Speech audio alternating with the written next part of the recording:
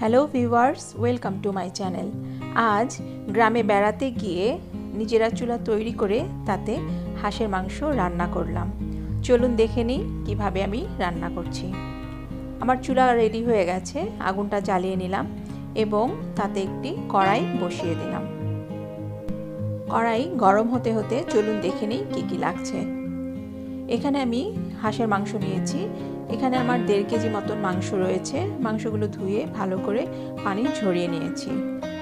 লাগছে সয়াবিন তেল half cup. যেহেতু শীতের হাঁস সেহেতু তেলটা একটু কম নিয়েছি। লাগছে হলুদ গুঁড়ো, মরিচ গুঁড়ো, লবণ, পেঁয়াজ কুচি, তেজপাতা, গরম মশলা বাটা, আদা বাটা, রসুন বাটা, জিরা বাটা আর কাঁচামরিচ। সাথে লাগছে পানি। আমার কড়াইটি গরম হয়ে গেছে। আমি এখানে সয়াবিন তেল দিয়ে দিলাম। তেল গরম হয়ে গেলে তাতে 2টি তেজপাতা ছিঁড়ে দিয়ে দিয়েছি। আর এখানে এখন দিয়ে দিচ্ছি পেঁয়াজ কুচোনোটা। পেঁয়াজটা আমি হালকা বাদামি করে ভেজে নেব।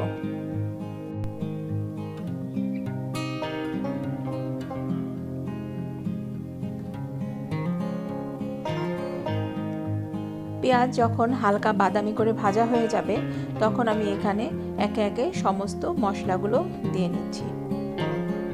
দিয়ে দিচ্ছি রসুন বাটা 1.5 চা চামচ, জিরা বাটা 1.5 চা চামচ, আদা বাটা 2 চা চামচ আর গরম মশলা আমি এখানে 1 চামচ দিয়ে রেখেছি এবং পরে আমি আবার দেব। মশলাগুলো একটু মিক্সড করে নিয়ে বাকি শুকনো যে উপকরণগুলো আছে সেগুলো আমি একে একে দিয়ে দিচ্ছি।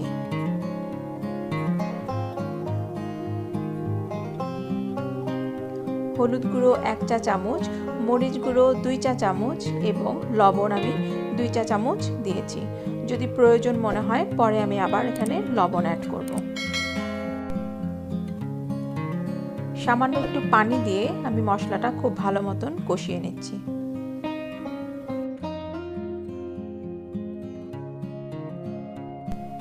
মশলাটা যখন খুব ভালো মতন কষানো হয়ে যাবে তখন আমি এখানে হাঁসের মাংস যে ধুয়ে রেখেছিলাম সেটা দিয়ে দিচ্ছি। মাংসগুলো মশলার সাথে খুব ভালোভাবে মিশিয়ে আমি এটাকে ঢাকনা দিয়ে ঢেকে দেব। হাঁসের মাংস থেকে অনেকটা জল বের হবে এবং আমি ঢাকনা তুলে তুলে কিছুক্ষণ পর পর চেক করে দেখব যতক্ষণ না পর্যন্ত পানি পুরোপুরি শুকিয়ে আসে এবং খুব ভালো মতন কষানো হয়ে যায়।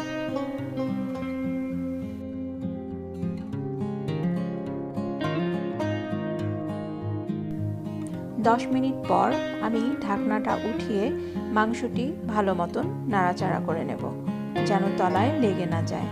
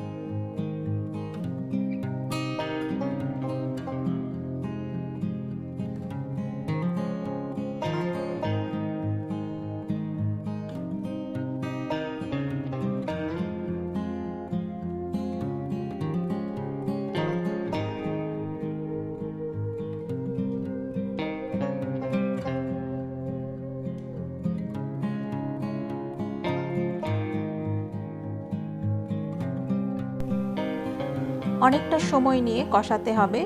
যখন দেখব এরকম পুরো তেল উঠে এসেছে এবং মাংসগুলো খুব ভালো মতন কষানো হয়ে গেছে সে অবস্থায় আমি এখানে দিয়ে দিব পরিমাণ মতন পানি।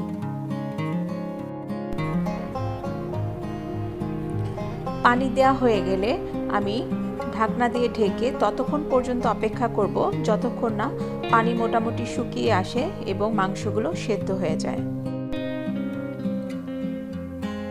মাংসটা সেদ্ধ হয়ে এসেছে। আমি এখন এখানে 4-5টি লাল মরিচ এবং জিরা ভেজে এটাকে গুঁড়ো করে দিয়ে দিচ্ছি। আবারও একটু ঢাকনা দিয়ে ঢেকে রাখবো পানিটা শুকানো অবধি। আমার মাংসটি রান্না হয়ে গেছে এবং পানি পুরোপুরি শুকিয়ে এসেছে। এখন আমি একটি সার্ভিং ডিশে হাঁসের মাংসটি ঢেলে নেব। গ্রামের ঘরোয়া পরিবেশে এতক্ষণ আমি হাঁস ভুনা করলাম। আশা করি আপনাদের সবার ভালো লেগেছে। এতক্ষণ আমার সাথে থাকার জন্য আপনাদের জানাই অসংখ্য ধন্যবাদ।